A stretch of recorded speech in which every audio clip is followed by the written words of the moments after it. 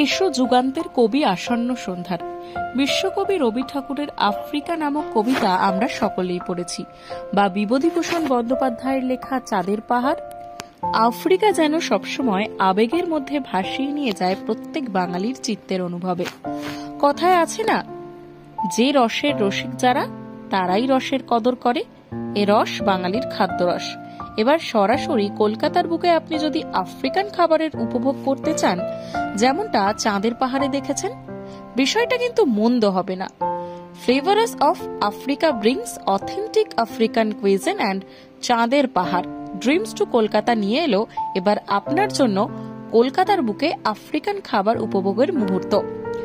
বাঙালি এবং সাহিত্যপ্রেমীদের কাছে শঙ্করের চোখে আফ্রিকা ছিল চাঁদের পাহাড় বা চাঁদের পাহাড়ের সমর্থক।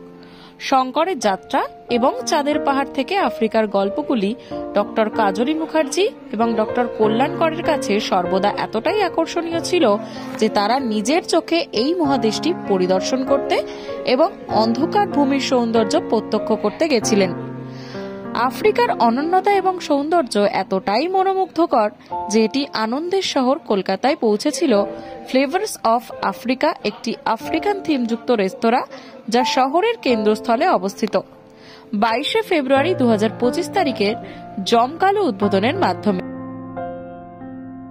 কাজের সূত্রে অনেক জায়গায় যাওয়া হয়, কিন্তু হ্যাঁ অবশ্যই আমিও খেতে ডেফিনেটলি ভালোবাসি। কিন্তু আমি যেটা বললাম যে ফ্লেভারস অফ আফ্রিকা, এখানে শুধু খেতে আসাটা আমার মনে হয় অবশ্যই সেটা একটা মুখ্য কারণ, কিন্তু তার সঙ্গে সঙ্গে এই আবহ, এই পরিবেশ, ছোটবেলার গল্পের বই চাঁদের পাহাড়, বিভূতিভূষণ, সেটা ফেরত দেখা, এই পুরো আবহটা, এইটা সব মিলিয়ে যেটা আমরা এখন বলি না, it's all about the experience. It's not only about food or not only about Africa, it's the whole thing. আর যেটা খুব ইম্পর্টেন্ট সেটা হচ্ছে যে এই যে আমরা যেটাকে বলি যে পুরো এই যে গ্লোবাল ভিলেজের যে কথাটা, যে আমরা হয়তো পৃথিবীর বিভিন্ন কোনায় থাকতে পারি, কিন্তু কোথাও গিয়ে খাবার দাবার দিয়ে, বেড়াতে যাওয়ার ইচ্ছে নিয়ে, মানুষের যে সম্পর্ক, বা সেটা আর্ট অ্যান্ড কালচারও হতে পারে, সেটা দিয়েই তো মানুষের বন্ধুত্ব হয়। সেটা বিভিন্ন কালচার থেকে আমরাও সমৃদ্ধ হই, আমাদের কালচার থেকে বাইরের লোকেরা। হ্যাঁ, এই যে আদান প্রদানটা চলতে থাকে, সেই আদান প্রদানের একটা জায়গাও কিন্তু আমার মনে হয় ফ্লেভারস অফ আফ্রিকা হয়ে গেল। ব্যক্তিগতভাবে তুমি কি ধরনের ঘোরা হয় না বললে খাবার পছন্দ করো?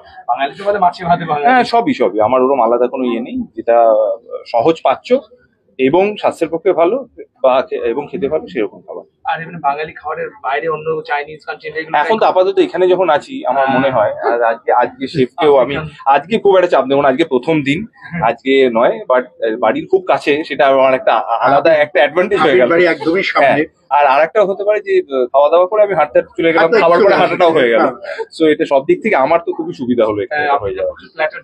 হ্যাঁ, আর আফ্রিকান প্লেটার যেরকম আছে আমার, কিন্তু আমি বলবো যে খাওয়া দাওয়াটা তো ডেফিনেটলি ভালো হবে, কিন্তু আমার পরিবেশটা বেশি ভালো লেগেছে।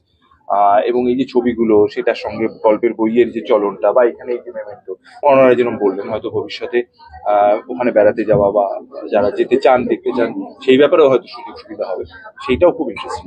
কলকাতায় বসেই মানুষ আফ্রিকান খাবারের টেস্ট পাচ্ছে। হ্যাঁ, সেটাই, এবং সেটা কিন্তু বাঙালির মতো করে, মানে এমন কিছু তো আমাদের সেটা আবার ভালো নাও লাগতে পারে, যাতে বাঙালিরও ভালো লাগে এবং তারা সেটা উপভোগও করতে পারেন আফ্রিকান খাবার, সেইভাবেই প্ল্যান করা হচ্ছে।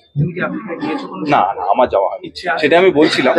অবশ্যই ইচ্ছে আছে, তো আমার যাওয়া হয়নি, কিন্তু অবশ্যই ইচ্ছে বা আগ্রহ তুমি আনা যায় হচ্ছে আফ্রিকার খাবার এবং আফ্রিকার কালচার, সেটাকে যদি আমরা এখানে দেখাতে পারি মানুষের কাছে, যারা যাচ্ছে না তারা অন্তত আফ্রিকার খাবারটি এখানে উপভোগ করতে পারবে।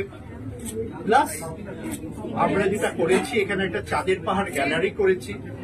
উনি আফ্রিকার বিভিন্ন ডেলিকেসিস বানিয়ে আপনাদের সবাইকে খাওয়াবেন। Lots of research. Lots of nights spent researching African.